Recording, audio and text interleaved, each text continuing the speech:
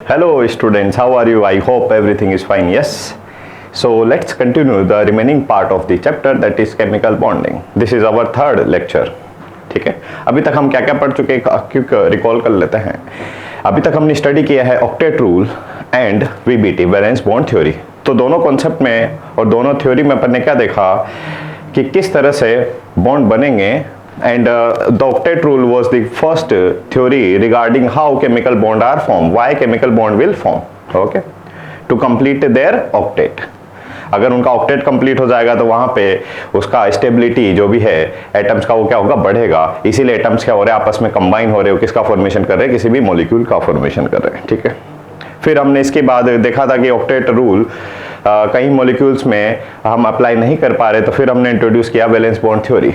ठीक है, उसके बाद यहाँ पे भी हम डिफरेंट थ्योरी एक्सप्लेन करते हैं for the explanation of shape of molecule, क्या बॉन्ड एंगल वहाँ पे रहेगा, ठीक है, पोलैरिटी एटसेट्रा एटसेट्रा। तो कई सारे फैक्टर को अपन यहाँ पे डिस्कस करने वाले हैं फर्दर क्लासेस में। ठीक है, बट पहले जो भी हमने स्टडी किया है दैट इज कोवैलेंट बॉन्ड। ठीक है, तो उसी को थोड़ा सा आगे बढ़ाते हैं, कोवैलेंट बॉन्ड की सर्टेन प्रॉपर्टीज एटसेट्रा एटसेट्रा। ठीक है, साथ ही साथ अपन देख लेंगे आयोनिक बॉन्ड किस तरह से बनेगा, क्या क्या नेसेसरी कंडीशन होते हैं आयोनिक बॉन्ड की। ठीक है, आज के लेक्चर में तो स्टार्ट करते हैं। सबसे पहले बात कर लेते हैं कोवैलेंट बॉन्ड की ही। तो कोवैलेंट बॉन्ड में देखा अपन ने लास्ट क्लास तक समझ चुके हैं कोवैलेंट बॉन्ड कैसे बनेगा, sharing of electron. Covalent bond कैसे बनेगा, शेयरिंग ऑफ इलेक्ट्रॉन। तो हमारे पास हाइड्रोजन है, हाइड्रोजन के पास एक इलेक्ट्रॉन होगा, ठीक है, दूसरे हाइड्रोजन के पास भी एक इलेक्ट्रॉन होगा, दोनों ने अपना एक एक इलेक्ट्रॉन शेयर कर दिया और दोनों हाइड्रोजन एटम एक दूसरे से क्या हो गए, कनेक्ट हो गए। तो यहाँ पे जो शेयरिंग से जो बॉन्ड बन रहा है उसको क्या बोला आपने, कोवैलेंट बॉन्ड। ठीक, अच्छा, कोवैलेंट बॉन्ड का जो कॉन्सेप्ट है वो इंट्रोड्यूस किया था किसने, लैंगम्यूयर ने। क्या बोला उन्होंने कि यहाँ पे ये क्लोरीन अपना इलेक्ट्रॉन शेयर करेगा इस क्लोरीन के साथ, और जैसे इलेक्ट्रॉन शेयर करेगा तो यहाँ पे जो अट्रैक्शन है उसी अट्रैक्शन को इन्होंने फर्स्ट टाइम डिफाइन किया था, क्या, कोवैलेंट बॉन्ड। यानी कि लुईस कॉन्सेप्ट ने तो बताया था कि बॉन्ड बनेगा, बट कोवैलेंट बॉन्ड का जो फर्स्ट नेम है वो कहाँ से मिला अपने को, लैंगम्यूयर से। ठीक है, both chlorine atom attain the organ configuration, ये अपन समझ चुके हैं इसी में। ठीक है, कि क्लोरीन अगर इलेक्ट्रॉन शेयर करेगा तो यहाँ पे दोनों के पास कितने कितने इलेक्ट्रॉन हो जाएंगे, 18, और यहाँ पे भी कितने इलेक्ट्रॉन है, 18। तो दोनों के पास ऑर्गन का कॉन्फ़िगरेशन आ गया है, यानी कि इनर्ट गैस का कॉन्फ़िगरेशन आ चुका है। तो दोनों अपने आप में क्या है, स्टेबल है, जैसा कि लुईस ने भी एक्सप्लेन किया था। No metal involve in a covalent bond. अच्छा, यहाँ पे देखो मैं एक बहुत ईजी सा एग्जाम्पल लिया था। ठीक है, स्टूडेंट और फादर का रिलेशन और स्टूडेंट और फ्रेंड्स का रिलेशन।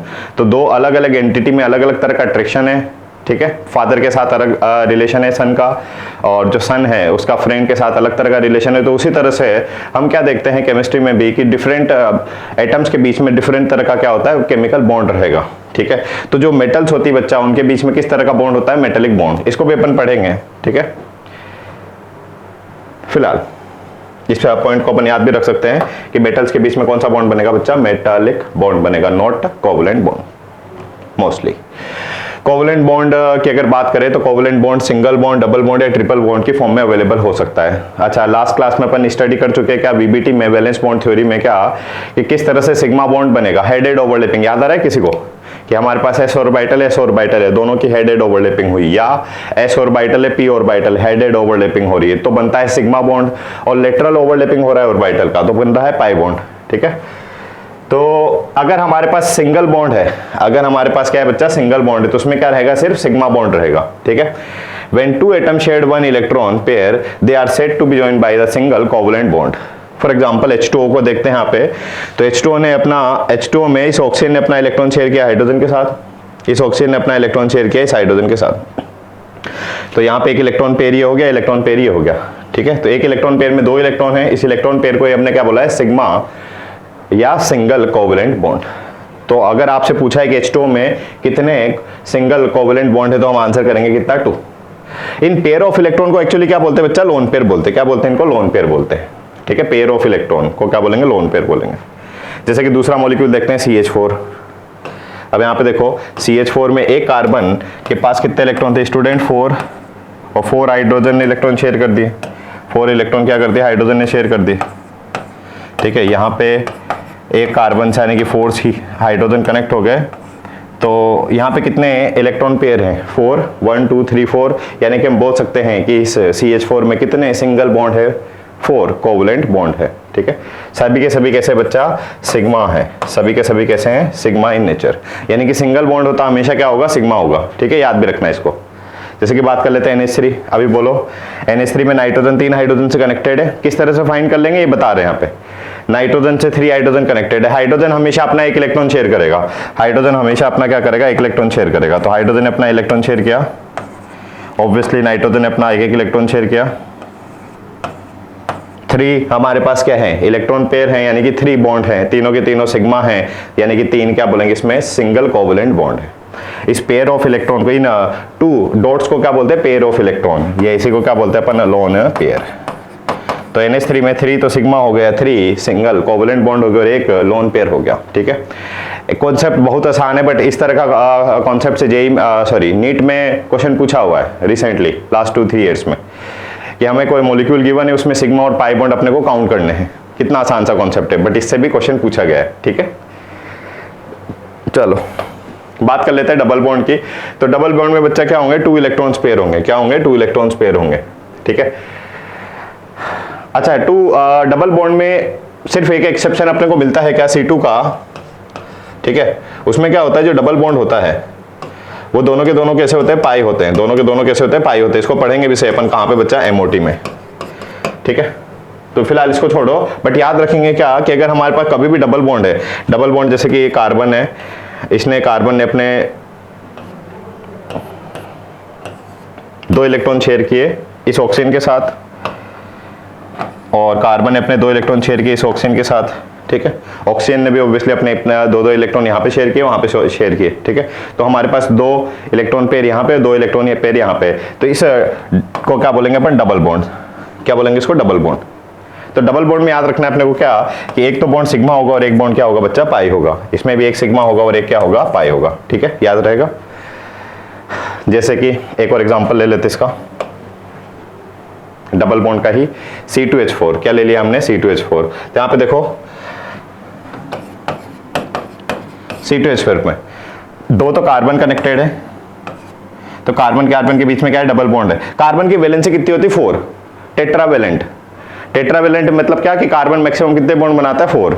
ठीक है, तो 2 तो ये बना लिए, तो इस कार्बन ने अभी कितने बॉन्ड बनाने, और 2, तो ये हाइड्रोजन के साथ और ये भी हाइड्रोजन के साथ, 4 वैलेंसी हो गई इस कार्बन की। उसी तरह से इस कार्बन ने देखो 2 बॉन्ड बना रखे हैं, तो बाय डिफॉल्ट यहाँ पे कितने हाइड्रोजन होंगे, 2।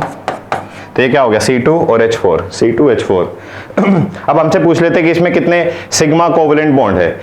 तो याद रखेंगे कैसे, कि इस तरह से डबल लाइन अगर है तो इसको तो बोलते हैं डबल बॉन्ड। इसके अलावा सभी के सभी कैसे हैं, सिग्मा कोवलेंट बॉन्ड है, तो ये भी sigma covalent bond, single covalent bond, single covalent bond, single covalent bond, या सिग्मा बॉन्ड भी आप बोल सकते हैं। डबल बॉन्ड में याद रखना है क्या होगा बच्चा, एक सिग्मा होगा और एक पाई होगा। क्या होगा, एक तो सिग्मा होगा और एक क्या होता है, पाई होता है। ठीक है, नेक्स्ट।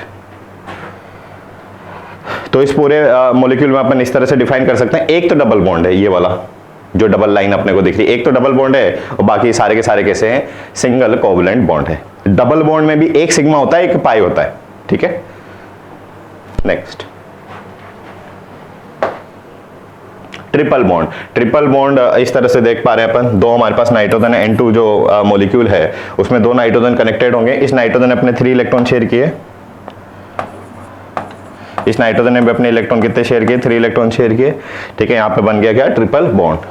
अच्छा, ट्रिपल बॉन्ड में याद रखना बच्चा, एक तो सिग्मा होता है और 2 क्या होते हैं, पाई होते हैं। इसकी एक्सप्लेनेशन अपने को मिलेगी कहाँ पे, MOT में, मॉलिक्यूलर ऑर्बिटल थ्योरी में अपन देखेंगे कि डबल बॉन्ड में एक सिग्मा एक पाई क्यों होता है, या ट्रिपल बॉन्ड में एक सिग्मा है 2 पाई क्यों होंगे। ठीक है, तो थोड़ा सा होल्ड करेंगे, चैप्टर के लास्ट में अपन पढ़ते हैं इसको, बट फिलहाल कॉन्सेप्ट आसान है। सिंगल बॉन्ड है तो सिग्मा या सिंगल कोवलेंट बॉन्ड, डबल है तो एक सिग्मा एक पाई, और ट्रिपल है तो एक सिग्मा और 2 पाई। याद रहेगा फिलहाल थोड़ी देर के लिए। ठीक है, सिंगल है तो सिग्मा, डबल है तो एक सिग्मा एक पाई, ट्रिपल बॉन्ड है तो एक सिग्मा और 2 पाई। ठीक है, तो जैसे N2 में हो गया एक सिग्मा 2 पाई, और इसी 3 लाइन को अपन क्या बोले, ट्रिपल बॉन्ड से दोनों नाइट्रोजन कनेक्टेड है। ऑब्वियसली इसकी एक्सप्लेनेशन लुईस ने भी कहीं ना कहीं दिया था। इसका भी ऑक्टेट कंप्लीट हो गया, इसका भी ऑक्टेट कंप्लीट हो गया। बट यहाँ पे बताओ क्या लुईस के अकॉर्डिंग हर उसको एक्सप्लेन कर सकते क्या? नहीं। जनरली अपन बोलेंगे क्या कि जब नाइट्रोजन एटम इस नाइट्रोजन एटम से कंबाइन हुआ है, यहाँ पे जब बॉन्ड बना है, तो ओवरऑल इस मॉलिक्यूल की एनर्जी क्या हो गई होगी? कम। यही अपन सेकंड एक्सप्लेनेशन देखे थे, why chemical bond are form. Can you recall? ठीक है, जैसे कि नेक्स्ट एग्जांपल ले लेते हैं C2H2। तो यहाँ पे देखो इस कार्बन ने अब कितने बॉन्ड बना रखे हैं? इस कार्बन के साथ 3 बॉन्ड बना रखे हैं, यानी कि यहाँ पे भी क्या है बच्चा? ट्रिपल बॉन्ड है। अगेन ट्रिपल बॉन्ड में एक सिग्मा होगा, एक 2 पाई होंगे। तो इसमें आपसे पूछा है कितने सिग्मा बॉन्ड है। इस तरह का जो नीट में क्वेश्चन पूछा था, तो उसमें पूछा था कि एक मॉलिक्यूल का नेम गिवन है, उसमें पूछा है आपसे कि कितने सिग्मा और कितने पाई हैं। जैसे इसमें काउंट कर लेते हैं, तो याद देखो यहाँ पे सिंगल बॉन्ड होता है, सिंगल कोवलेंट बॉन्ड होता है, तो 1 सिग्मा, ये भी सिग्मा। ट्रिपल बॉन्ड में क्या होगा बच्चा? 1 तो सिग्मा होगा और 2 पाई होंगे। तो टोटल सिग्मा कितने हो गए इस मॉलिक्यूल में? 1 2 3, और पाई बॉन्ड कितने हो गए बच्चा इसमें? 2। ठीक है, तो C2H2 में 3 तो सिग्मा होंगे और 2 पाई होंगे। ठीक, तो 3 इलेक्ट्रॉन्स पेयर होंगे ट्रिपल बॉन्ड में।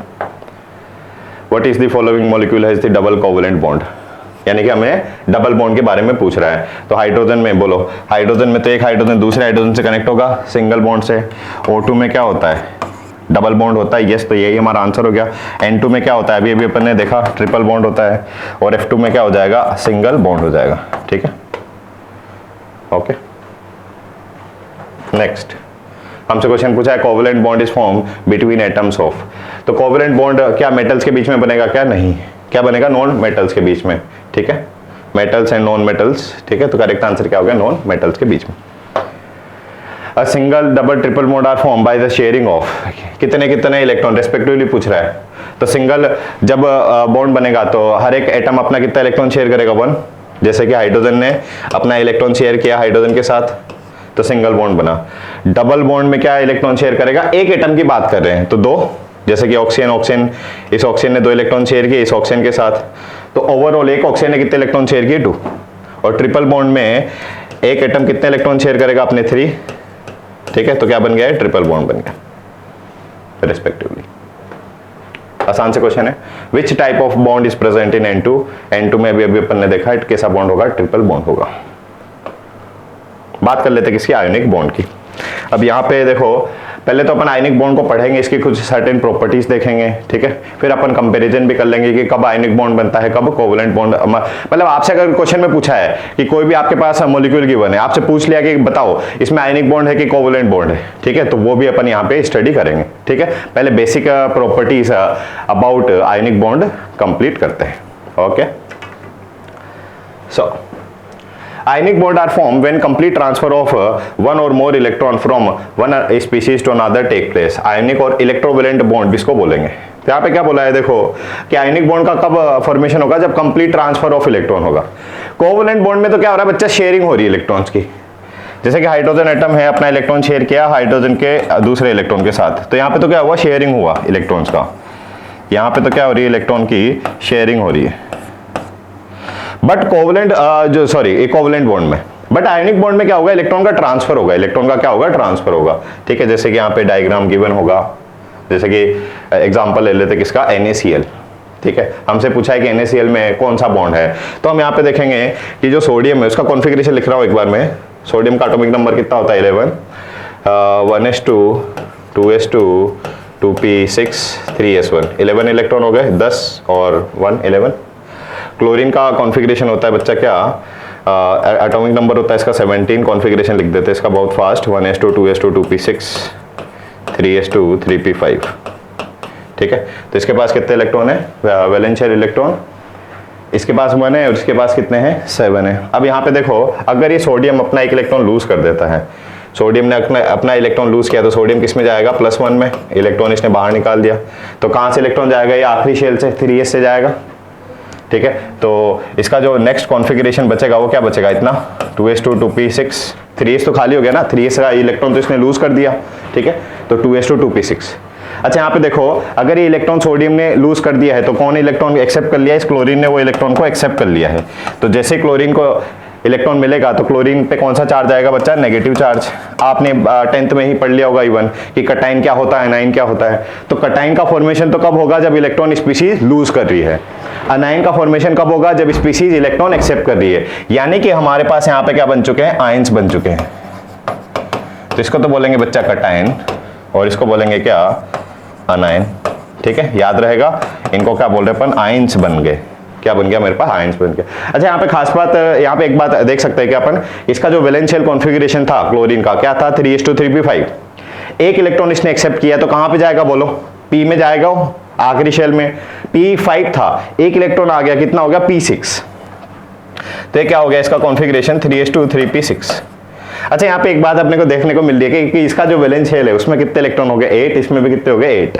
दोनों का ऑक्टेट कंप्लीट हो गया। अगर सोडियम अपना इलेक्ट्रॉन देता है और क्लोरीन इलेक्ट्रॉन लेता है तो कहीं ना कहीं इसमें लुईस कॉन्सेप्ट को भी अप्लाई करके देख लेंगे अपन कि इसका भी ऑक्टेट कंप्लीट हो गया अगर इसने इलेक्ट्रॉन ट्रांसफर कर दिया है। यहां पे देखो इलेक्ट्रॉन का कंप्लीट ट्रांसफर हो रहा है। कोवेलेंट बॉन्ड में तो क्या होती है? इलेक्ट्रॉन की शेयरिंग होती है ना? जैसे कि ये क्लोरीन है और ये क्लोरीन है, ठीक है, तो क्लोरीन ने अपना इलेक्ट्रॉन इस क्लोरीन के साथ शेयर किया, ठीक है, तो यहां पे तो इलेक्ट्रॉन की शेयरिंग होती है और हम तो इसको तो बोलते हैं कोवेलेंट बॉन्ड। बट यहां पे इस सोडियम ने अपना इलेक्ट्रॉन लूज किया और इस इलेक्ट्रॉन को एक्सेप्ट कर लिया, इस क्लोरीन है, तो सोडियम का तो बन गया कटायन और क्लोरीन का बन गया अनायन। अब आप और इसका अब यहां पे देख सकते हैं, इसका अगर इसने इलेक्ट्रॉन लूज कर दिया तो इसका ऑक्टेट कंप्लीट, इसने इलेक्ट्रॉन एक्सेप्ट कर लिया तो इसका भी ऑक्टेट कंप्लीट, दोनों का ऑक्टेट कंप्लीट हो गया। तो यानी कि हम बोल सकते हैं दोनों की रिलेटिव स्टेबिलिटी बढ़ गई है, ज्यादा स्टेबल हो गए। तो इसकी एक्सप्लेनेशन एक तो लुईस से दे सकते हैं, बट फाइनली अपन देखेंगे क्या बच्चा, आयनिक बॉन्ड के आपको एक्सप्लेनेशन लुईस कॉन्सेप्ट से नहीं देखे, अलग तरह से अपन एक्सप्लेन करेंगे इसमें क्या कि आप ये बात तो जानते हैं, अच्छा वो बाद में फैक्टर लेंगे, तो मैं थोड़ा सा यहाँ पे एक्सप्लेन कर देता हूँ। क्या हमारे पास दो चार्ज है Q1 और Q2, एक पे पॉजिटिव चार्ज है, एक नेगेटिव चार्ज है। अच्छा, चार्ज के बारे में बात कर लेते हैं। जैसे कि आपको पता है कि अर्थ और मून पे क्या होता है, एक फोर्स काम कर रहा है। बोलो कौन सा फोर्स काम करता है अर्थ और मून के बीच में? ग्रेविटेशनल फोर्स, यानी कि दो मास के बीच में ग्रेविटेशनल फोर्स काम करता है। उसी तरह से दो चार्ज के बीच में कौन सा फोर्स काम करेगा बच्चा? इलेक्ट्रोस्टैटिक फोर्स उसको बोलते हैं, ठीक है। अब बेसिकली 4 टाइप ऑफ फोर्स की बात करते हैं अपन। तो दो चार्ज के बीच में कौन सा फोर्स काम करता है? Electrostatic force. ये आपको शायद पता होगा कि अगर पॉजिटिव पॉजिटिव चार्ज है या अगर नेगेटिव नेगेटिव चार्ज है तो यहां पे क्या होगा बच्चा? इन दोनों में रिपल्शन होगा। पॉजिटिव पॉजिटिव में भी रिपल्शन होता है, नेगेटिव नेगेटिव में भी रिपल्शन होता है। यानी कि अगर सेम चार्ज है तो क्या होता है? रिपल्शन होता है। या बहुत सिंपल सा सोचो ना, दो नॉर्थ पोल है मेरे पास, मैग्नेट है, तो एक नॉर्थ पोल दूसरे नॉर्थ पोल को क्या करेगा? रिपेल करेगा। एक साउथ पोल दूसरे साउथ पोल को भी क्या करता है? रिपेल करता है। तो उस तरह से याद भी रख सकते हैं। तो उसी तरह से चार्ज में भी होगा।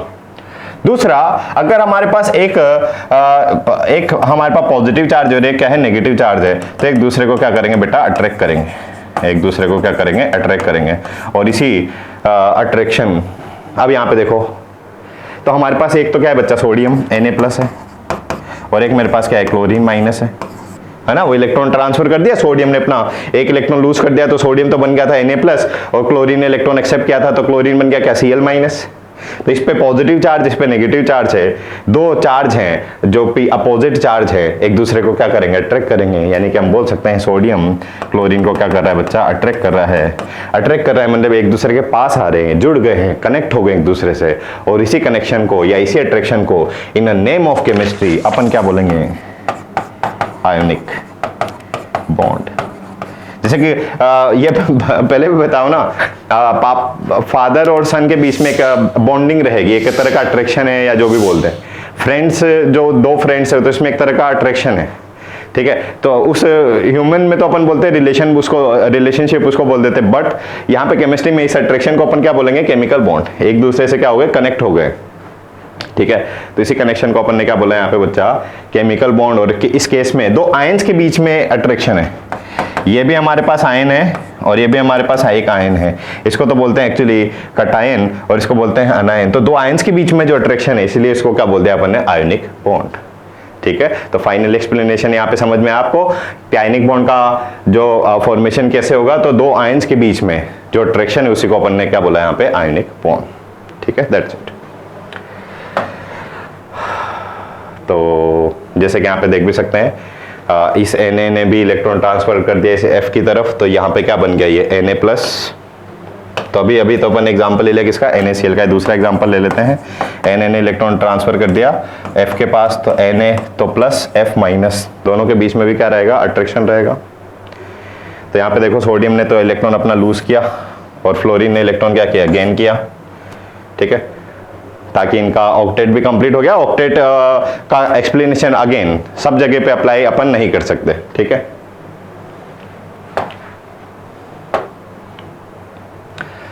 ओके जैसे कि दूसरा एग्जांपल ले लेते हैं CaCl2 का। तो कैल्शियम ने क्या किया बच्चा, कैल्शियम, अच्छा यहाँ पे वो वैलेंस कॉन्फ़िगरेशन आपको याद आ रहा है क्या? ठीक है, ये मैं शायद बताया हूँ आपको फर्स्ट और सेकंड लेक्चर में। जैसे कि हमारे पास ये तो लाइन होगी कौन सी, first group alkali metal, lithium, sodium, potassium, rubidium, caesium. ठीक है, तो सब अपना एक एक इलेक्ट्रॉन लूज करेंगे, तो सब पे क्या आएगा बच्चा, पॉजिटिव चार्ज आएगा, +1। जैसे कि मान लेते हैं क्लोरीन है, क्लोरीन ने एक इलेक्ट्रॉन एक्सेप्ट कर दिया, तो यहाँ पे तो क्या बन जाएगा, Li प्लस और Cl minus, Na plus Cl minus, K plus Cl minus, Rb plus Cl minus, Cs plus Cl minus. तो क्या बन गया बच्चा है, LiCl, NaCl, KCl, RbCl, CsCl। ठीक है, तो सारे के सारे हमारे पास कैसे हो गए, आयोनिक कंपाउंड हो गए, यानी कि दो आयंस के बीच में अट्रैक्शन है। तो यहाँ पे इन सभी ने +1 क्यों बोल रहे हैं, क्योंकि इनके पास एक वैलेंशियल इलेक्ट्रॉन था। याद आ रहा है, फर्स्ट ग्रुप में सभी के पास क्या होता है, 1 वैलेंशियल इलेक्ट्रॉन होता है s ऑर्बिटल में। बट अगर बात करें तो किसकी, अल्काइली अर्थ मेटल की, जो कि सेकंड ग्रुप आप बोल रहे हो, बेरिलियम, मैग्नीशियम, कैल्शियम। ठीक है, तो सभी के पास वैलेंशियल इलेक्ट्रॉन कितने होते हैं बच्चा, 2। तो अपने 2 इलेक्ट्रॉन लूज कर सकते हैं। बेरिलियम +2 जा सकता है, Mg+2 जा सकता है, कैल्शियम +2 जा सकता है। ठीक है, तो 2 इलेक्ट्रॉन लूज किए, तो इन पे कितना चार्ज आएगा, +2। अभी यहाँ पे देखो क्लोरीन एक इलेक्ट्रॉन एक्सेप्ट कर रहा है, तो इसने एक स्पीशीज ने 2 इलेक्ट्रॉन लूज किए, यानी कि 2 क्लोरीन एक्सेप्ट करेंगे। या यही वाला एग्जाम्पल ले लेते हैं ना, जैसे कि कैल्शियम ने अपने 2 इलेक्ट्रॉन लूज किए। कैल्शियम ने क्या किया बच्चा, 2 इलेक्ट्रॉन लूज किए, तो एक इलेक्ट्रॉन तो इस वाले क्लोरीन ने एक्सेप्ट कर लिया, एक इसने एक्सेप्ट कर लिया, तो कैल्शियम 2 क्लोरीन से कनेक्ट हो गया। ठीक है, तो Ca पे तो +2 चार्ज आ गया, एक क्लोरीन ने एक इलेक्ट्रॉन एक्सेप्ट किया, तो बोलो Cl माइनस, इसने भी इलेक्ट्रॉन एक्सेप्ट किया तो Cl माइनस, यानी कि एक कैल्शियम कितने क्लोरीन से कनेक्ट हो गया, 2 से, तो ये क्या बन गया, CaCl2। क्या बन गया, CaCl2। तो CaCl2 को भी अपन क्या बोलेंगे, एक तरह का आयनिक कंपाउंड बनेंगे, बोलेंगे क्यों, क्योंकि यहाँ पे कैल्शियम पे तो प्लस चार्ज है और क्लोरीन पे क्या है, नेगेटिव चार्ज है। 2 चार्ज या 2 आयंस के बीच में अट्रैक्शन को ही क्या बोल रहे हैं अपन, आयनिक बॉन्ड बोल रहे हैं। ठीक है, next ionic bond formation. The formation of ionic bond will be depends upon positive and negative charge for the respective neutral atom. तो यहाँ पे देखो आयनिक बॉन्ड में अपन बात करें कि 2 स्पीशीज या 2 आयंस के बीच में अट्रैक्शन को ही अपन ने क्या बोला है, आयनिक बॉन्ड बोला है। ठीक है, तो आयंस का फॉर्मेशन कैसे होगा, तो एक तो हमारे पास स्पीशीज होगी जो कि इलेक्ट्रॉन लूज करेगी, और एक स्पीशीज ऐसी होगी जो इलेक्ट्रॉन को एक्सेप्ट करेगी। एक स्पीशीज ने तो इलेक्ट्रॉन लूज किया, तो M ने इलेक्ट्रॉन लूज किया तो क्या गया है, M+ पे गया, और इस X ने इलेक्ट्रॉन एक्सेप्ट किया तो X क्या जाएगा, X- में। अच्छा, पीरियोडिक टेबल में अपन समझे थे इस बात को, क्या आयनाइजेशन एनर्जी की कोई डेफिनेशन बताएगा आप में से, एनीवन? तो यहाँ पे देखो आयनाइजेशन, देखो उसकी कहीं अगर आप रिकॉल भी नहीं कर पा रहे तो उसके नाम में देखो आयोनाइजेशन एनर्जी की बात कर रहा है। दूसरी आयोनाइजेशन, आयोनाइजेशन मतलब कि आयंस बना रहे अपन, तो यहाँ पे बन भी रहा है। देखो ये हमारे पास एक एटम है M, और ये क्या बन गया हमारे पास M-, यानी कि आयन बन गया। तो इस एटम से जब हमने कटाइन बनाया है तो इलेक्ट्रॉन यहाँ से बाहर निकाल दे। इस इलेक्ट्रॉन को बाहर निकालने के लिए जो रिक्वायर्ड एनर्जी होती है उसी को बोल लेते हैं आयोनाइजेशन एंथैल्पी या आयोनाइजेशन एनर्जी। और यहाँ पे देखो अगर इस स्पीशीज इलेक्ट्रॉन एक्सेप्ट करती है तो इसको क्या बोला था अपन ने, यहाँ पे भी एनर्जी चेंज एक्सचेंज होगा, इसको क्या बोला था अपन ने, इलेक्ट्रॉन गेन एंथैल्पी। इलेक्ट्रॉन अगर गेन किया तो कितना एनर्जी में चेंज हुआ, इलेक्ट्रॉन को अगर गेन किया एक्स ने तो कितना एनर्जी में चेंज आएगा। ठीक है, इसको क्या बोलते हैं, इलेक्ट्रॉन गेन एंथैल्पी। ओके, तो एक तो हमारे पास बन गया कटाइन और एक बनता है हमारे पास क्या बच्चा, anion. Ionic bond our favour between metal group and non metal group. और अभी इस पॉइंट पे यहाँ पे समझ लेते हैं। तो यहाँ पे देखो इसको हम एक तरह की कंडीशन भी बोलेंगे, और आपको ये याद भी रखना है कि कब आयनिक बॉन्ड की फेवरेबल, आपसे पूछा गया है कि आयनिक बॉन्ड की फेवरेबल कंडीशन बताइए। ठीक है, ऑप्शन में भी पूछ सकता है इस तरह से। ठीक है, वहाँ पे ए ऑप्शन दे दिया आपने को, आयनाइजेशन एनर्जी हाई होनी चाहिए, लो होनी चाहिए, एटसेट्रा एटसेट्रा। ये आपसे कंपाउंड की फॉर्मेट में भी पूछ सकता है, या इस तरह से लैंग्वेज में पूछ सकता है ना कि कौन से ग्रुप वाले मेंबर जो हैं आयनिक बॉन्ड का फॉर्मेशन करेंगे, ठीक है। तो इन सभी बातों को बहुत सिंपल में समझना कैसे है। हमारे पास एक एटम जो है वो तो इलेक्ट्रॉन को लूज करेगा और एक एटम जो है इलेक्ट्रॉन को क्या कर रहा है बच्चा, एक्सेप्ट कर रहा है। तो यहां पे देखो, यानी कि हमारे पास एक एटम तो ऐसा होना चाहिए जिसको जो आसानी से इलेक्ट्रॉन दे दे। एक स्पीशीज तो हमारे पास ऐसी होनी चाहिए जो आसानी से इलेक्ट्रॉन दे दे ताकि हमारे पास कटाइन बन जाए, ताकि हमारे पास क्या बन जाए, कटाइन। और एक स्पीशीज ऐसी होनी चाहिए जो आसानी से इलेक्ट्रॉन को ले ले, तो क्या बन जाएगा हमारे पास, अनायन। क्योंकि हम आयनिक बॉन्ड की अगर बात कर रहे हैं तो आयनिक बॉन्ड का मतलब क्या है कि एक कटाइन और अनायन के बीच में जो अट्रैक्शन उसी को आयनिक बॉन्ड बोला है। तो हमारे पास एक स्पीशीज ने तो आसानी से इलेक्ट्रॉन दे दिया। आसानी से मतलब क्या कि बहुत इसको कम एनर्जी दिया और इलेक्ट्रॉन इसने लूज कर दिया। अब यहां पे देखो पीरियोडिक टेबल में रिकॉल करते हैं थोड़ा सा। पीरियोडिक टेबल में अगर आप लेफ्ट टू राइट जा रहे हो या टॉप टू अगर बॉटम जा रहे हो तो मेरे को इतना सा आंसर करना सिर्फ किसका, आयोनाइजेशन एनर्जी का। कि अगर लेफ्ट टू राइट अगर आप जा रहे हो तो आयनाइजेशन एनर्जी क्या होगी बच्चा, इंक्रीज होगी। बट हमें तो एक ऐसी स्पीशीज चाहिए जो कि इलेक्ट्रॉन को आसानी से दे दे, इलेक्ट्रॉन को इजीली वो लूज कर दे। तो क्या इधर वाले स्पीशीज क्या इलेक्ट्रॉन को आसानी से लूज करेंगे क्या, नहीं। लेफ्ट टू राइट अगर आप जा रहे हो, इसमें एक्सेप्शन वगैरह भी अपन ने देखे थे बट जनरली ट्रेंड तो यही है। पीरियोडिक टेबल में जब हम लेफ्ट टू राइट मूव कर रहे हैं तो आयनाइजेशन एनर्जी बढ़ती है, यानी कि ये वाली जो स्पीशीज है राइट हैंड साइड पे वो तो आसानी से इलेक्ट्रॉन को नहीं देंगे, बट यानी कि शुरू वाले दे देंगे। तो शुरू वाले कौन सा हो गया, जैसे फर्स्ट ग्रुप हो गया, सेकंड ग्रुप हो गया, या जो जिनको मेटल्स आप बोल रहे हो, अल्काइली मेटल या अल्काइली अर्थ मेटल, तो इनकी तो बच्चा आयनाइजेशन एनर्जी क्या होगी, कम। तो यहाँ पे यही लिखा है देखो अपन ने कि ग्रुप जो फर्स्ट और जो सेकंड होता है उनकी आयनाइजेशन एनर्जी तो क्या होती है बच्चा, कम होगी, यानी कि ये तो क्या बनाएंगे, कटाइन बनाएंगे। दूसरा, हमारे इधर से जब लेफ्ट टू राइट अगर जा रहे थे, लेफ्ट टू राइट अगर हम जा रहे हैं तो जो electron gain enthalpy delta HEG, electron gain enthalpy को किससे रिप्रेजेंट किया था अपन ने, डेल्टा एचईजी, वो बढ़ती है।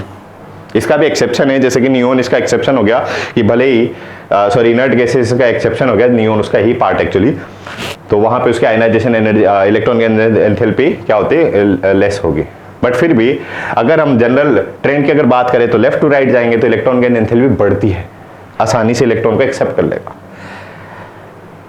तो लेफ्ट टू राइट मतलब 18 ग्रुप में हटा दिया पहले से नोबल गैसेस वाला, तो कौन सा ग्रुप बचा फिर एकदम इस वाली साइड, 16, 16 एंड 17 जो कि अपने आप में कैसा है, नॉन मेटल्स हो गए, ठीक है। तो हमारे पास ये तो हो गया मेटल जो कि इलेक्ट्रॉन तो देगा। मेटल क्या आप बचपन से भी पढ़ते आ रहे हो ना, मेटल क्या होते हैं जो इजीली इलेक्ट्रॉन दे सकते हैं, और नॉन मेटल क्या कर लेंगे, इजीली इलेक्ट्रॉन को एक्सेप्ट कर लेंगे, ठीक है। तो मेटल तो इलेक्ट्रॉन देगा, यानी कि हम यहाँ पे बोल सकते हैं कि एक स्पीशीज, कटाइन कौन बनाएगा जिसकी आयनाइजेशन एनर्जी कम है, वो तो क्या बनाएगा बच्चा, कटाइन। और जिसकी delta HEG electron gain enthalpy क्या है, हाई है, वो क्या बनाएगा यहाँ पे बच्चा, अनायन बनाएगा, ठीक है। वो क्या बनाएगा यहाँ पे, अनायन बनाएगा, ओके। कटाइन बन गया, अनायन बन गया। तो ये यही एक फेवरेबल कंडीशन हो गई कि आपसे पूछा है कि आयनिक बॉन्ड बनाने की क्या क्या फेवरेबल कंडीशन होगी। तो एक कटाइन बनना है, एक अनायन बनना है। कटाइन कब बनेगा, जब इलेक्ट्रॉन आसानी से दे दे। अनायन कब बनेगा, जब इलेक्ट्रॉन आसानी से ले ले। बस इतना से याद रखना है, ठीक है। नेक्स्ट, अच्छा यहाँ पे एक हम ये पढ़ चुके हैं पीरियोडिक टेबल में ही क्या, कि जो इलेक्ट्रॉन गेन एंथैल्पी है वो कुछ के लिए तो क्या होती है, स्पीशीज के लिए एक्सोथर्मिक होती है और कुछ के लिए क्या होती है, एंडोथर्मिक होती है।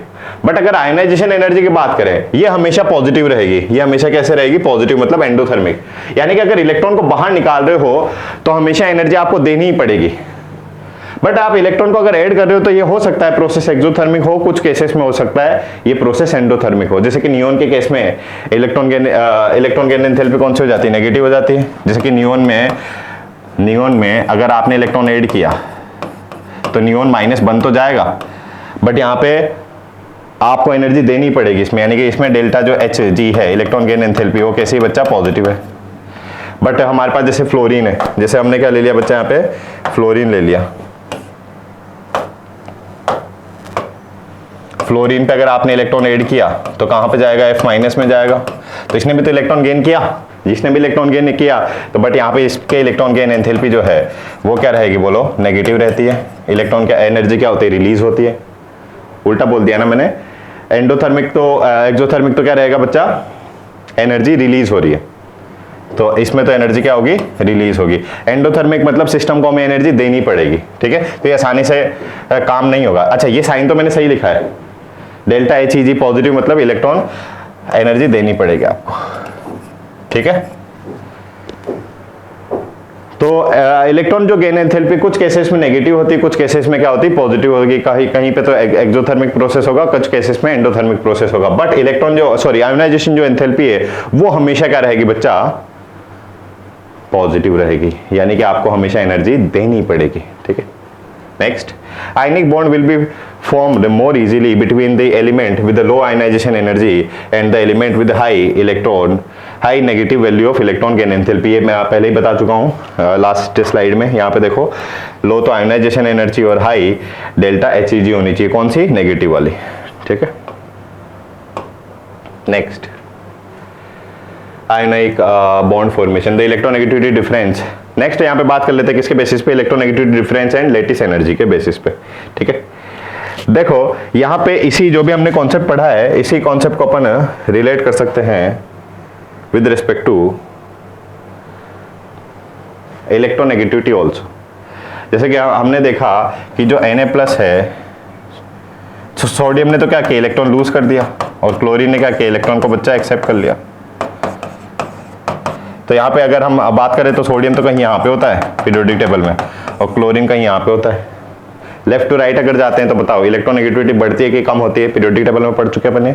इलेक्ट्रोनेगेटिविटी क्या थी, it is a tendency to attract electron, Z effect बढ़ता है लेफ्ट टू राइट जाने पर, लेफ्ट टू राइट जाने पर जेड इफेक्ट बढ़ता है, तो इलेक्ट्रोनेगेटिविटी भी क्या होगी, बढ़ेगी। इलेक्ट्रोनेगेटिविटी बढ़ती है यानी कि इलेक्ट्रॉन को अट्रैक्ट करने की टेंडेंसी क्लोरीन की तो ज्यादा है और सोडियम की क्या है, कम है, और बहुत ज्यादा डिफरेंस भी है दोनों में। सोडियम तो एकदम इधर है लेफ्ट साइड पे और क्लोरीन एकदम उधर है राइट साइड पे, तो इलेक्ट्रोनेगेटिविटी में बहुत ज्यादा डिफरेंस है। यहाँ पे इन दोनों की जो डेल्टा En है, डेल्टा मतलब क्या, चेंज, डिफरेंस बिटवीन इलेक्ट्रोनेगेटिविटी, तो क्लोरीन और सोडियम में काफी ज्यादा डिफरेंस होता है इनकी इलेक्ट्रोनेगेटिविटी में। तो ये एक नेसेसरी कंडीशन, इसको मतलब इलेक्ट्रोनेगेटिविटी से भी रिलेट कर सकते हैं अपन। अभी तक हमने रिलेट किया है आयोनाइजेशन एनर्जी कम होनी चाहिए एक एलिमेंट की, इलेक्ट्रॉन गेन एंथैल्पी दूसरे एलिमेंट की क्या होनी चाहिए, ज्यादा, नेगेटिव में। हम रिलेट कर सकते हैं इलेक्ट्रोनेगेटिविटी के साथ भी कि अगर इलेक्ट्रोनेगेटिविटी में बहुत ज्यादा डिफरेंस है तो ये भी एक नेसेसरी कंडीशन हो जाएगी किसके लिए, आयनिक बॉन्ड फॉर्मेशन के लिए। एक लास्ट कंडीशन यहाँ पे बताते हैं बच्चा, क्या, लेटिस एंथैल्पी। लेटिस एंथैल्पी क्या होती है, इसी को थोड़ा सा अपन डिटेल में समझेंगे भी सही। अच्छा यहाँ पे जो डायग्राम है इसका क्या मतलब है कि हमारे पास जब NaCl कहीं जैसे NaCl का सॉलिड है, NaCl क्या होता है, सॉलिड होता है, आयनिक, मोस्टली आयनिक कंपाउंड कैसे होते हैं, सॉलिड इन नेचर होते हैं। ये इसकी एक प्रॉपर्टी भी जो आके आपको याद रखना है। फिलहाल ये जो हमारे पास 3D स्ट्रक्चर जो दिख रहा है, इसमें देखो कई सारे Na+ अपने को दिख रहे हैं, तो जो रेड डॉट है वो तो Na+ है, और ये जो Cl डॉट है वो क्या है, जो ब्लू डॉट है वो क्या है, Cl-। तो जब आयनिक सॉलिड का फॉर्मेशन होता है तो उसमें कहीं सारे तो कटायन और कहीं सारे एनाइन एक 3D स्ट्रक्चर में इनका अरेंजमेंट होता है, ठीक है। इसी को क्या बोलते हैं, लेटिस, क्या बोलते हैं इसका, लेटिस का फॉर्मेशन हो गया, ठीक है। इस 3D स्ट्रक्चर को लेटिस में क्या होता है कि रिपीटेशन होगा इन यूनिट सेल का। इसको अपन पढ़ेंगे कहाँ पे, सॉलिड स्ट्रक्चर में, कि कोई भी हमारे पास जब सॉलिड है तो उसका स्ट्रक्चर क्या होगा, उसका शेप कैसा होगा, किस तरह से एटम वहां पे अरेंज होंगे, ठीक है। जैसे कि आपने पढ़ा होगा कि बोलो ग्रेफाइट में आपको याद आ रहा है हेक्सागोनल वो शीट्स होती है, बट डायमंड में क्या होता है, कार्बन टेट्राहेड्रल होता है, एक 3 डायमेंशनल वो स्ट्रक्चर रहेगा। याद रिकॉल कर पा रहे, ग्रेफाइट और डायमंड, तो दोनों का वहां पे जो क्रिस्टल है दोनों सॉलिड है, बट वहां पे जो एटम्स का अरेंजमेंट है वो डिफरेंट है। अभी रिलेट कर पा रहे थोड़ा बहुत, तो यहाँ पे हमारे पास जो NaCl है उसमें इस तरह से Na+ और Cl- अरेंज होंगे, इसको बोलते हैं लेटिस का फॉर्मेशन हो रहा है, ओके। अब यहाँ पे देखो लेटिस एनर्जी की बात कर लेते हैं। लेटिस एनर्जी इसने दिया तो होगा, ठीक है। तो लेटिस एनर्जी के बारे में थोड़ा सा एक पॉइंट में इतना सा बोल देता हूं कि हमारे पास कोई भी अगर स्ट्रॉन्ग आयनिक बॉन्ड का अगर हमें फॉर्मेशन करना है तो उसकी लेटिस एनर्जी क्या होनी चाहिए, ज्यादा। तो फोर्थ हमारे पास कंडीशन होगी। पहली तो क्या थी बोलो, आयोनाइजेशन एनर्जी एक एलिमेंट की क्या होनी चाहिए, काफी कम। दूसरा इलेक्ट्रॉन गेन एंथैल्पी दूसरे एलिमेंट की क्या होनी चाहिए, काफी ज्यादा। सेकंड, थर्ड पॉइंट बात किया हमने इलेक्ट्रोनेगेटिविटी का। इलेक्ट्रोनेगेटिविटी डिफरेंस बहुत ज्यादा होना चाहिए कि कम होना चाहिए, तो आप बोलोगे कि सर बहुत ज्यादा। ये थर्ड कंडीशन होगी। फोर्थ कंडीशन जो कि फेवरेबल है आयनिक बॉन्ड के फॉर्मेशन में, क्या, हाई लेटिस एनर्जी। जितनी ज़्यादा लेटिस एनर्जी ज़्यादा होगी उतना ही हमारे पास स्ट्रॉन्ग आयनिक बॉन्ड होगा। लेटिस एनर्जी को थोड़ा डिटेल में पढ़ेंगे after certain point of time. पहले अपन कुछ पॉइंट यहाँ पे कवर कर लेते हैं। जैसे कि नेक्स्ट हमारे पास पॉइंट है क्या, प्रॉपर्टीज ऑफ आयनिक कंपाउंड। ये अभी मैं शायद बोला भी आपको, जैसे कि आपको खुद को भी पता है ना, जैसे NaCl क्या है, सॉलिड है, तो आयनिक जिन कंपाउंड में आयनिक बॉन्ड होता है वो क्या होते हैं, सॉलिड स्टेट में अपने मिलते हैं। Next their crystalline structure. Crystalline structure का मतलब जैसे अभी अपन ने जो डायग्राम देखा था उसमें ना Na+ और Cl- अरेंज है, ठीक है। तो वहां पे जो अरेंजमेंट रहेगा उसमें क्या रहेगा बच्चा, एक रेगुलर पैटर्न रहेगा, ठीक है, रेगुलर पैटर्न। और उसी रेगुलर पैटर्न का क्या हो रहा है, रिपीटेशन हो रहा है, ठीक है। जैसे कि ये एक क्यूब हो गया, अब इसी क्यूब का लगातार क्या हो रहा है, वहां पे रिपीटेशन हो रहा है, तो एक 3D हमारे पास स्ट्रक्चर का फॉर्मेशन हुआ है। इनका जो आयनिक सॉलिड होता है, इनका मेल्टिंग पॉइंट और जो बॉइलिंग पॉइंट क्या होता है, हाई होता है। किससे हाई होता है, जनरली कोवलेंट कंपाउंड से अपन रिलेट कर लेते हैं। They are soluble in a polar solvent, they are non soluble in non polar solvent. इसको मैं एक्सप्लेन कर देता हूं थोड़ा सा, just wait. They are good conductor of electricity. Electricity का क्यों कंडक्टर करेंगे, in their molten state and in their aqueous solution, ठीक है। Ionic reaction are fast, does not exhibit isomer. दो तरह के आइसोमर तो बताते फिर भी ये, ठीक है। अच्छा, इन पॉइंट्स को अपन कवर कर लेते हैं थोड़ा सा डिटेल में, समझते कैसे। They are soluble in polar solvent, they are non soluble in non polar solvent. अब इसका क्या सेंस है, देखो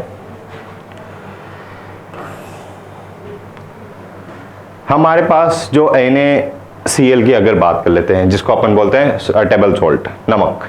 तो नमक सॉल्युबल है, पानी में डालते हैं सॉल्युबल होता है, सबको पता है। तो सॉल्युबल एक्चुअली हुआ कैसे है, ये जो NaCl है ना बच्चा, वो अपने आप में क्या है, पोलर कंपाउंड है। पोलर क्यों बोल रहे हैं कि सोडियम पे तो प्लस चार्ज है, क्लोरीन पे माइनस चार्ज है, तो ये अपने आप में क्या है, पोलर कंपाउंड है। अगर NaCl को पानी में मिला रहे हो तो इसको तो बोलेंगे अपन क्या, NaCl को तो सॉल्यूट बोलेंगे, और पानी को क्या बोलेंगे, सॉल्वेंट। पानी को क्या बोलेंगे बच्चा, सॉल्वेंट। H2O क्या हो गया मेरे पास, सॉल्वेंट। अच्छा, ये जो H2O है, खास बात क्या है, ये भी अपने आप में क्या है, पोलर है। देखना बच्चा, यहाँ पे हम कॉन्सेप्ट आपके पढ़े हैं, कौन सा वाला, इलेक्ट्रोनेगेटिविटी वाला। तो इलेक्ट्रोनेगेटिविटी बोलिए, ऑक्सीजन और हाइड्रोजन में ज्यादा किसकी होगी, तो लेफ्ट टू राइट जा रहे हैं, हाइड्रोजन तो इधर है और ऑक्सीजन यहाँ पे, लेफ्ट टू राइट जा रहे हैं, तो इलेक्ट्रोनेगेटिविटी क्या होगी, बढ़ेगी। ऑक्सीजन की तो ज्यादा हाइड्रोजन से, तो होगा क्या कि हाइड्रोजन का जो इलेक्ट्रॉन है, ये जो हाइड्रोजन का इलेक्ट्रॉन है, ये ऑक्सीजन की तरफ क्या हो जाता है, शिफ्ट हो जाता है। तो ऑक्सीजन की तरफ जैसे शिफ्ट होगा तो ऑक्सीजन पे डेल नेगेटिव और हाइड्रोजन पे डेल पॉजिटिव चार्ज आता है, यानी कि इस पे भी क्या हो गया, चार्ज डेवलप हो गए। चार्ज डेवलप हो गया यानी कि मॉलिक्यूल कैसा हो गया, पोलर हो गया, एक पोल बन गया है, पॉजिटिव और नेगेटिव चार्ज का। ये बोलते हैं ना नॉर्थ पोल साउथ पोल, पोल। उसी तरह से चार्ज की करस्पॉन्डिंग अपन बात कर सकते हैं कि हमारे पास किसी भी मॉलिक्यूल पे अपोजिट चार्ज डेवलप हो गया, यानी कि एक डाइपोल का जनरेशन हो गया है, ठीक है। और सिंपल सी लैंग्वेज में बोले, मॉलिक्यूल क्या है, पोलर है। तो जो H2O है ये भी पोलर है, NaCl भी क्या है, उस पर भी चार्ज, यानी कि NaCl भी अपने आप में क्या है, पोलर सॉल्यूट है।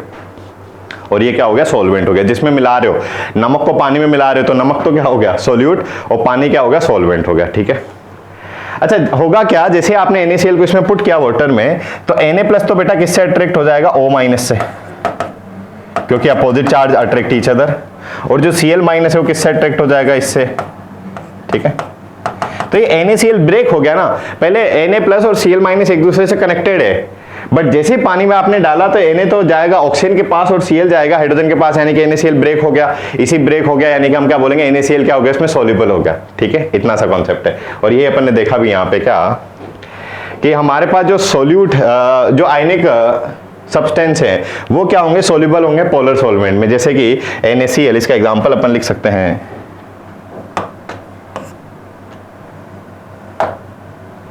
जैसे कि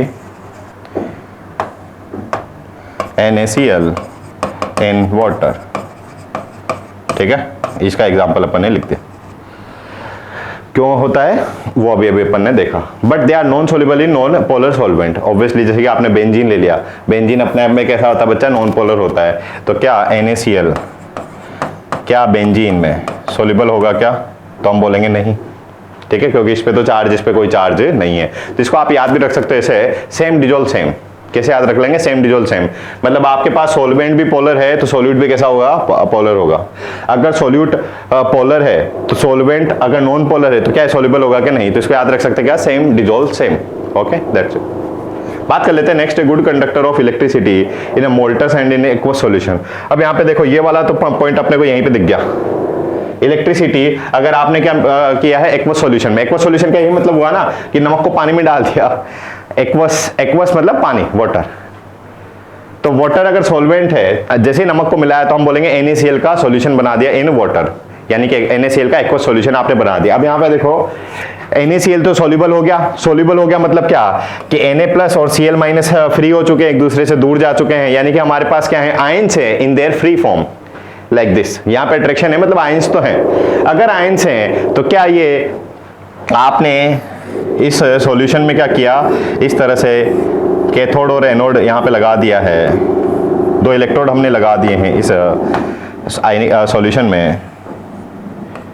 इस पे क्या है, पॉजिटिव चार्ज है इलेक्ट्रोड पे, और इस इलेक्ट्रोड पे क्या है बच्चा, नेगेटिव चार्ज है। अब हमारे पास जो नमक का सॉल्यूशन बना रखा है, आपने क्या बना रखा है, नमक का सॉल्यूशन बना रखा है। नमक का सॉल्यूशन मतलब क्या कि हमारे पास कई सारे तो Na+ हैं, कई सारे तो हमारे पास क्या है, Na+ हैं, और कई सारे हमारे पास क्या है बच्चा, Cl- है। तो देखो ये तो क्या हो गए, Cl- तो इधर मूव कर जाएंगे पॉजिटिव चार्ज इलेक्ट्रोड की तरफ, और Na+ इस कहाँ पे मूव करेंगे, नेगेटिव चार्ज इलेक्ट्रोड की तरफ, ठीक है। तो यहाँ पे आयंस का क्या हो रहा है, फ्लो हो रहा है, आयंस का क्या हो रहा है हमारे पास बच्चा, फ्लो हो रहा है। तो इलेक्ट्रिसिटी जो है हमारे पास एक्वस सॉल्यूशन में इलेक्ट्रिसिटी वो होगा कंडक्टर, क्यों, क्योंकि हमारे पास आयंस का क्या हो रहा है, फ्लो हो रहा है। हमारे पास यहाँ पे बच्चा क्या हो रहा है, आयंस का फ्लो हो रहा है इन एक्वस सॉल्यूशन, और जैसे आयंस का फ्लो हो रहा है तो आप बोलोगे क्या, वहां पे इलेक्ट्रिसिटी का फ्लो हो रहा है, ठीक है। तो अगर आपने आयनिक सॉलिड को मिला दिया है पानी में, यानी कि आयनिक सॉलिड का क्या बना दिया आपने, एक्वस सॉल्यूशन बना दिया, तो वहां पे इलेक्ट्रिसिटी का फ्लो होगा, क्योंकि वहां पे क्या होते हैं, आयंस होते हैं। साथ ही साथ बात कर लेते हैं, अगर NaCl को उसकी मोल्टन फेज में लिया है, तो मोल्टन फेज मतलब क्या, आपने उसको मेल्ट कर दिया है, तो भी हमारे पास जो मेल्टिंग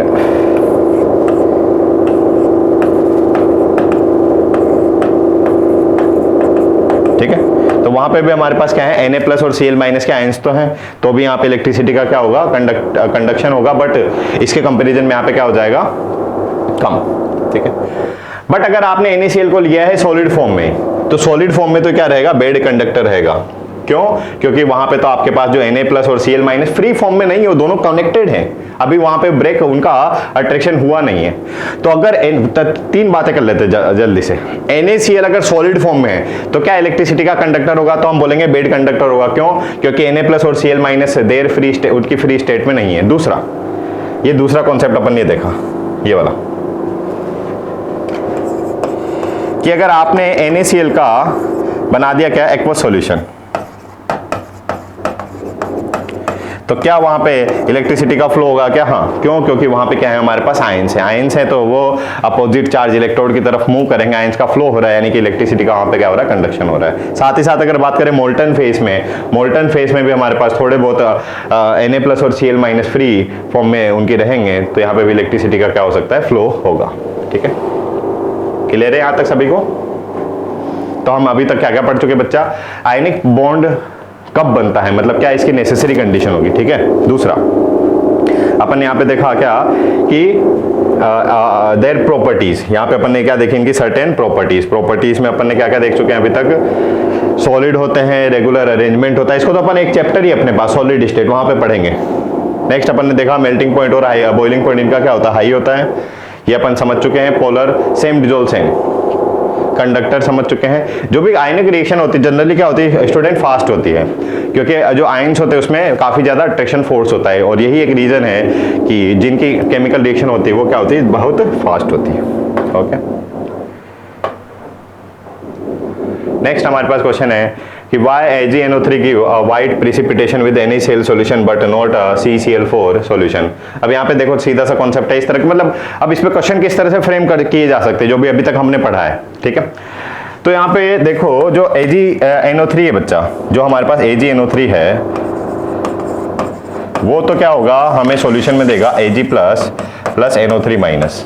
ठीक है, ये जैसे आपने इसको सॉल्यूशन में पुट किया, ये अपने आप में एक तरह का क्या है, सॉल्ट है, तो अपने आयंस में ब्रेक हो जाएगा। नेक्स्ट, अब हमारे पास NaCl का सॉल्यूशन है। अब NaCl का सॉल्यूशन मतलब क्या, Na प्लस और Cl माइनस है। सॉल्यूशन मतलब क्या, Na प्लस और Cl माइनस रहेंगे। तो देखो ये जो Ag प्लस है, ये हमारा पास जो Ag प्लस है, और जो सॉल्यूशन में अगर आपने इसको NaCl सॉल्यूशन में मिला दिया तो इसका Ag प्लस और ये NaCl से जो मिला Cl क्या बना देंगे बच्चा, AgCl। क्या बना देंगे, AgCl। और जैसे AgCl बनेगा तो इसका क्या हो जाता है, प्रिसिपिटेशन हो जाएगा, PPT बन जाएगा इसका। ठीक है, तो जैसे AgNO3 को मिलाया तो आपको बॉटम पे क्या दिखेगा, यहाँ पे AgCl। जैसे कि वो पनीर बनाते हुए देखा है किसी ने, ठीक है, कि मिल्क में अपन ने जैसे ही एसिड मिला दिया, टार्टिक एसिड है ना, या जो भी अपन उसमें एसिड यूज करते हैं, तो पनीर सा बन जाता है नीचे बॉटम पे ना, यानी कि वहां पे क्या हो जाता है, उसी तरह से PPT बनता है एक्चुअली। तो है ना, जैसे पनीर का फॉर्मेशन होता है, लाइक दैट वे। तो जैसे AgNO3 को मिलाया आपने NaCl के सॉल्यूशन में, तो AgCl का क्या बन जाएगा, PPT बन जाएगा। बट अगर AgNO3 को मिलाया आपने CCl4 में, अच्छा CCl4 आयनिक कंपाउंड नहीं है, ये अपने आप में कौन सा है, कोवलेंट कंपाउंड है। तो क्या ये अपने को Cl माइनस देगा क्या, नहीं, क्योंकि ये तो अपने आप में क्या है, कोवलेंट है। तो अगर यहाँ पे Cl माइनस नहीं मिला तो क्या उसके Ag से रिएक्ट करेगा क्या, CCl4 नहीं, तो क्या वहां पे PPT बनेगा क्या, नहीं। ठीक है, तो यही इसकी एक्सप्लेनेशन होगी। ठीक है, तो इस तरह से आप समझे जो भी हमने पढ़ा है। अच्छा, ये थोड़ा सा और अपन रिफाइन कर लेंगे इस पॉइंट को, तो कि NaCl आयनिक क्यों है और CCl4 कोवलेंट क्यों है। तो ये तो अपन समझ भी चुके हैं, NaCl क्यों आयनिक है, इसकी आयोनाइजेशन एनर्जी हाई होती है, उसकी इलेक्ट्रॉन गेन एंथैल्पी, सॉरी, इसकी आयोनाइजेशन एनर्जी लो होती है और इसकी इलेक्ट्रॉन गेन एंथैल्पी क्या होती है, हाई होती है। ठीक है, इस तरह से। तो यहाँ पे ये अपन ने इसमें लिखा भी है। Okay, next, the stability of ionic compound is due to. ठीक है, तो यहाँ पे कई सारे रीजन अपन लिख सकते हैं, उसमें एक रीजन क्या हो जाएगा, हाई लेटिस एनर्जी। 4 पॉइंट मैंने बताए थे, अभी जो दो तो अपन ने अभी देख लिए, लो आयोनाइजेशन एनर्जी एक एलिमेंट की, दूसरे की high negative electron gain enthalpy, third high lattice energy, and fourth high electronegativity difference. These are the 4 necessary condition for the high stability of ionic compound. Okay, next, an ionic solid is a poor conductor of electricity. देखो solid की यहाँ पे बात करिए, तो solid में वहां पे जो हमारे पास आयंस होंगे वो क्या होंगे, अपनी फिक्स पोजीशन पे होंगे। जैसे NaCl अपन ने देखा था, वो डायग्राम देख रहा है क्यूबिकल फॉर्म में, ब्लू डॉट और रेड डॉट में, जहाँ पे Na प्लस और Cl माइनस अरेंज थे। तो वहां पे जब हम सॉलिड को देखते हैं तो वहां पे आयंस क्या होते हैं, उनकी एक पर्टिकुलर फ्रेम में अरेंज रहेंगे, उनकी फिक्स पोजीशन होगी, यानी कि वो मूव नहीं कर सकते। अगर मूव नहीं करेंगे तो ऑब्वियसली इलेक्ट्रिसिटी के क्या होंगे, पुअर कंडक्टर होंगे। ओके, क्या होंगे, इलेक्ट्रिसिटी का poor conductor. Next, many ionic crystal dissolve in water because, जैसे अभी अपन ने देखा ही था कि जो NaCl है वो क्या होगा, वाटर में सॉल्युबल होगा। यस, तो क्यों होगा, क्योंकि जैसे आपने वाटर में इसको NaCl को पुट किया, ठीक है, तो ये शायद मैं एक्सप्लेन भी कर चुका हूं ना। तो Na का जो प्लस पार्ट है वो तो कहां पे चले जाएगा बच्चा, इस H2O में ऑक्सीजन वाले नेगेटिव चार्ज की तरफ, और जो Cl माइनस है वो कहां पे चले जाएगा, H2O में इस हाइड्रोजन के डेल पॉजिटिव की तरफ। ठीक है, तो जो हमारे पास जो आयंस है वो अपोजिट चार्ज स्पीशीज की तरफ क्या करते हैं, मूव करते हैं, ये दूर जाएंगे तो इनका क्या होगा, सॉल्युबल हो गया। तो water decrease the inter ionic attraction, यहाँ पे इन दोनों के बीच में अट्रैक्शन था, बट जैसे वाटर में पुट किया तो मतलब सोडियम तो ऑक्सीजन की तरफ शिफ्ट हो रहा है। मान ली NaCl था तो सोडियम तो कहां पे मूव करेगा, इस ऑक्सीजन की तरफ, उधर, और ये जो क्लोरीन है वो कहां पे मूव कर रहा है, मान ली इधर दूसरा मॉलिक्यूल है तो हाइड्रोजन की तरफ। तो जो NaCl है वो Na उधर चले गया और Cl उधर चले गया, यानी कि ब्रेक हो गया इनके बीच में जो अट्रैक्शन था। ठीक है, तो इसको बोल सकते हैं water decreases the inter ionic attraction in a crystal lattice due to solvation, और इसी को क्या बोलेंगे, सॉल्वेशन। यहाँ पे बच्चा फिर अपन देखेंगे भी सही थोड़ा सा डिटेल में, एक बात करते अपन क्या, हाइड्रेशन एनर्जी। ठीक है, उसको रिलेट भी कर लेते हैं अपन किससे, हाइड्रेशन एनर्जी को लेटिस एनर्जी से। ठीक है, देखते हैं यहाँ पे नेक्स्ट स्लाइड में होगा तो इसको उसको अलग से ले लेंगे अपन। एक नेसेसरी एक्चुअली कंडीशन ही हम देखते हैं क्या, नोट भी कर सकते हैं आप छोटे से पॉइंट में कि अगर हमारे पास हाइड्रेशन एनर्जी ज़्यादा है लेटिस एनर्जी से तो वो आयनिक सॉलिड क्या होगा, सॉल्युबल होगा इन वाटर में। ठीक है, दैट्स इट। फिलहाल नेक्स्ट क्वेश्चन है हमारे पास, ionic bond is favourable between atom where X and Y. अच्छा, अगेन रिपीट हो रहा है, कई बार इसको समझ चुके हैं।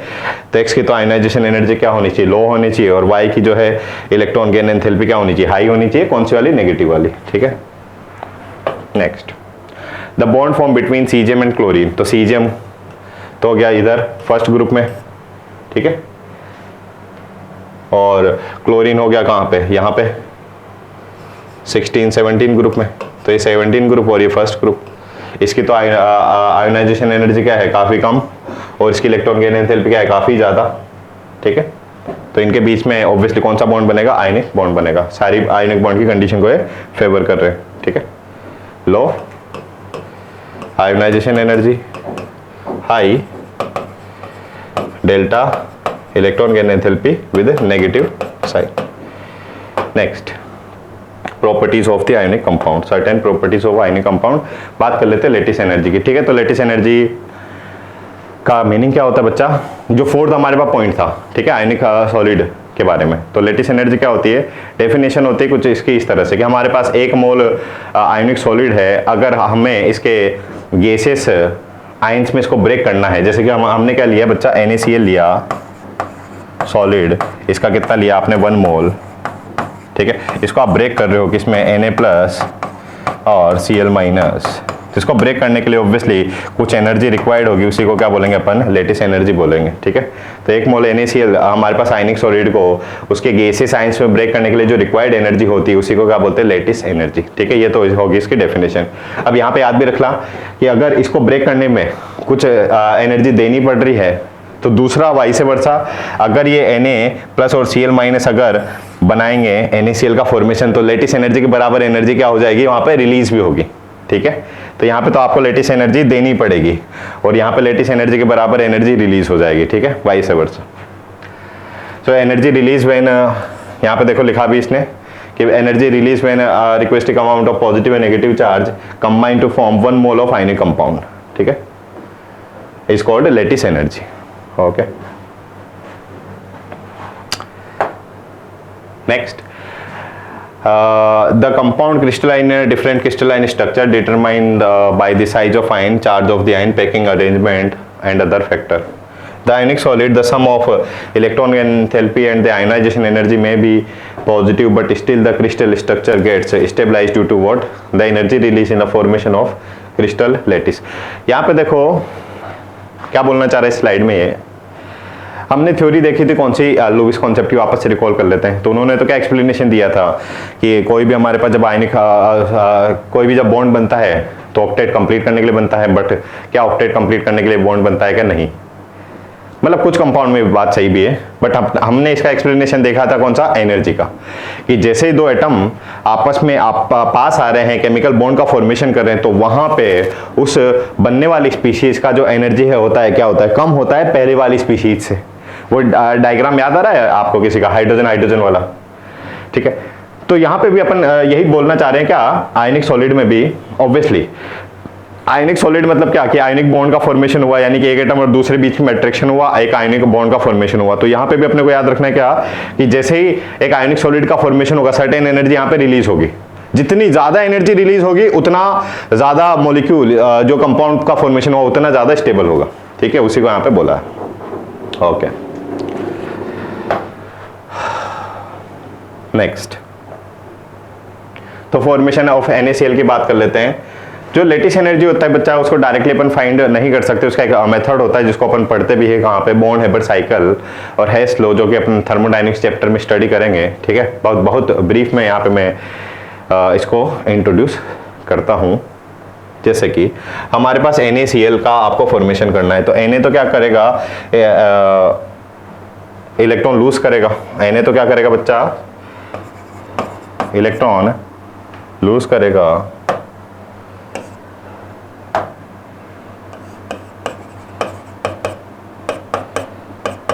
और यहाँ पे जब इलेक्ट्रॉन लूज करेगा तो यहाँ पे सर्टेन एनर्जी आपको देनी पड़ेगी, उसी एनर्जी को क्या बोलेंगे आप, आयोनाइजेशन एनर्जी। अच्छा, ये पॉजिटिव में रहेगी ऑब्वियसली क्योंकि एनर्जी आपको देनी पड़ रही है। ठीक है, दूसरा,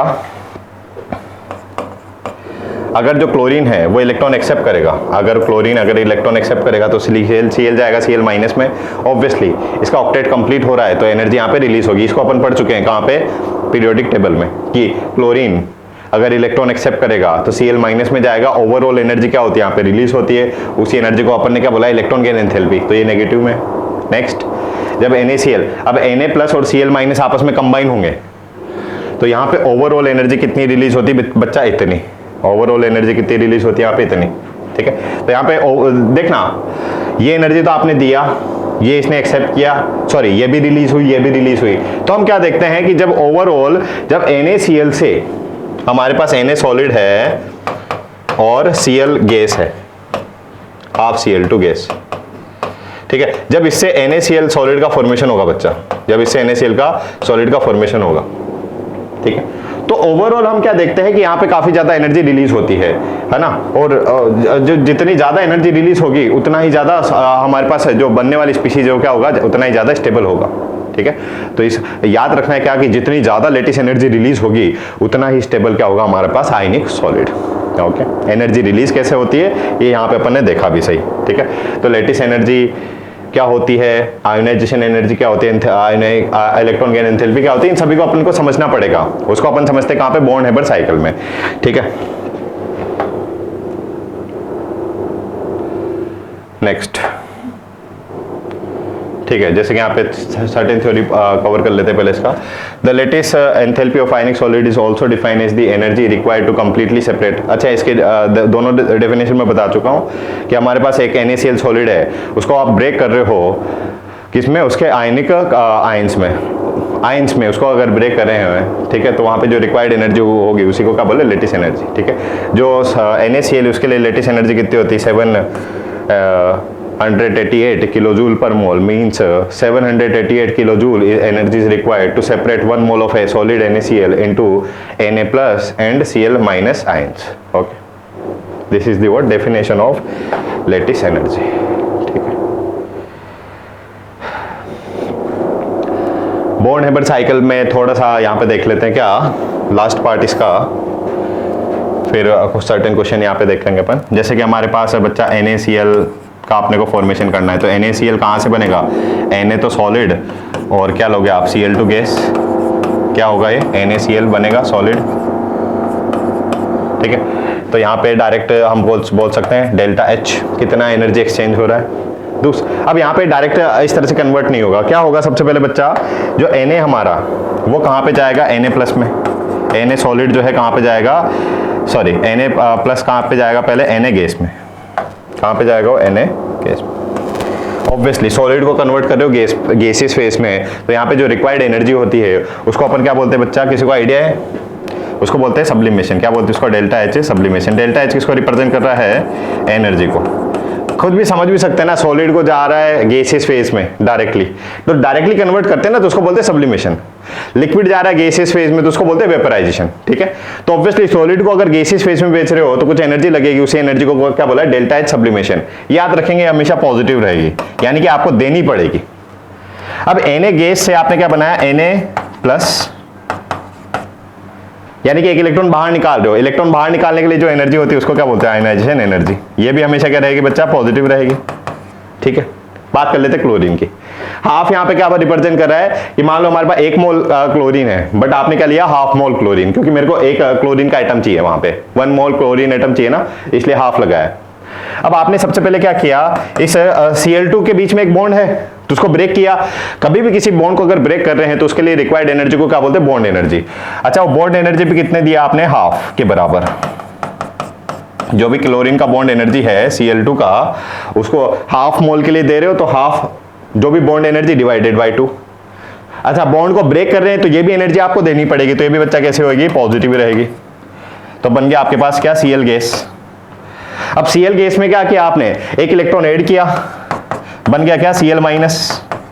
इलेक्ट्रॉन अगर ऐड किया है तो यहाँ पे जो एनर्जी एक्सचेंज हुआ उसको क्या बोलेंगे, इलेक्ट्रॉन गेन एंथैल्पी। क्या बोलेंगे उसको, इलेक्ट्रॉन गेन एंथैल्पी। कुछ केसेस में पॉजिटिव होती है, कुछ केसेस में नेगेटिव होगी। बताओ फिलहाल यहाँ पे कौन सी होगी, पॉजिटिव की नेगेटिव, तो आप बोलोगे सर नेगेटिव। फाइनली होगा क्या बच्चा, देखो Na+ बन गया है, Cl- बन गया है, दोनों एक दूसरे से रिएक्ट करेंगे, किसका फॉर्मेशन कर देंगे, NaCl का, और यहाँ पे जो एनर्जी एक्सचेंज होगा उसी को अपन ने क्या बोला है, लेटिस एनर्जी। लेटिस एनर्जी की दो डेफिनेशन अपन ने देखी ना, एक तो यही देखी थी कि एक मोल NaCl को उसके गैसीय साइंस में ब्रेक करने के लिए जो रिक्वायर्ड एनर्जी होती है उसी को लेटिस एनर्जी बोलते हैं। तो अगर तोड़ रहे हो तो देनी पड़ेगी, और अगर Na+Cl- NaCl बन रहा है तो लेटिस एनर्जी बाहर निकलेगी, ठीक है। तो यहाँ पे देखो हमारे पास जब Na सॉलिड और Cl गैस को NaCl में कन्वर्ट कर रहे हैं तो कुछ एनर्जी तो देनी पड़ रही है, कुछ एनर्जी रिलीज हो रही है। ओवरऑल हम यहाँ पे बच्चा क्या देखते हैं, इन सभी का सम कर दे अगर, तो इस पाथ से आप जा रहे हो या इस पाथ से जा रहे हो, दोनों पाथ में एनर्जी सेम होती है। इसी को क्या बोलते हैं, बॉन्ड हेबर साइकिल। और इसको एक्सप्लेन करते हैं अपन हेस्ट लॉ के बेसिस पे, जिसको अपन पढ़ेंगे थर्मोडायनेमिक्स में। बट बॉन्ड हेबर साइकिल का मतलब अभी समझ गया आप। बॉन्ड हेबर साइकिल क्या होती है, ठीक है। इस तरह से यहां पे हम लेटिस एनर्जी का कैलकुलेशन कर सकते हैं on basis of this energy, ठीक है। फिलहाल इतना कुछ डिटेल में नहीं जाके, क्योंकि अपन इसको पढ़ते ही हैं कहाँ पे, थर्मोडायनेमिक्स में। बट एक कुछ पॉइंट्स अपने को समझ में आ रहे कि यहां से यहां गए तो कुछ एनर्जी दिया, यहां से यहां गए तो कुछ एनर्जी दिया, यहां से यहां गए तो कुछ एनर्जी दिया, बट यहां से यहां गए तो एनर्जी रिलीज हो रही है, यहां से जब यहां जा रहे हैं तो भी एनर्जी रिलीज हो रही है। तो ओवरऑल इस सभी एनर्जी का सम करें तो हम क्या देखते हैं, ओवरऑल सिस्टम से एनर्जी क्या होती है, रिलीज होती है। और यही एक्सप्लेनेशन अपन ने दिया था लास्ट लेक्चर में कि NaCl का फॉर्मेशन होगा इन दोनों से, अगर इन दोनों जब आपस में कंबाइन होंगे और ओवरऑल एनर्जी रिलीज हो रही है तो, ठीक है। यही एक्सप्लेनेशन दिया था जो हमने ड्रॉबैक देखे थे या लिमिटेशन देखे थे लुईस कॉन्सेप्ट के, ठीक है। तो उसको अपन फाइनली मैथमेटिकल फॉर्म में भी अपन प्रूफ कर सकते हैं। और इस तरह के क्वेश्चन भी पूछे गए नीट में भी एज वेल एज जेईई में भी, कि लेटिस एनर्जी क्या होगी, या इसकी वैल्यू क्या होगी, या इसकी वैल्यू क्या होगी, ठीक है। सो ठीक है बच्चा, तो यहाँ पे सर्टेन क्वेश्चंस हैं वो अपन देख लेंगे बाद में। फिलहाल यहाँ पे हमारा कंप्लीट हो गया एक पर्टिकुलर पार्ट ऑफ दी, किस तरह से आयनिक सॉलिड का फॉर्मेशन होता है, क्या क्या नेसेसरी कंडीशन होती है, आयनिक बॉन्ड और कोवैलेंट में क्या डिफरेंस होता है, ठीक है। नेक्स्ट लेक्चर में अपन डिस्कस करेंगे, यहीं से कंटिन्यू करेंगे about the certain properties of chemical bond, ठीक है, जैसे कि bond angle, bond length, etcetera etcetera. Okay, so that is all for the today. Thank you, bye bye, and do please revise the topic जहां तक हमने इसको पढ़ा है, ठीक है। Thank you, take care, okay.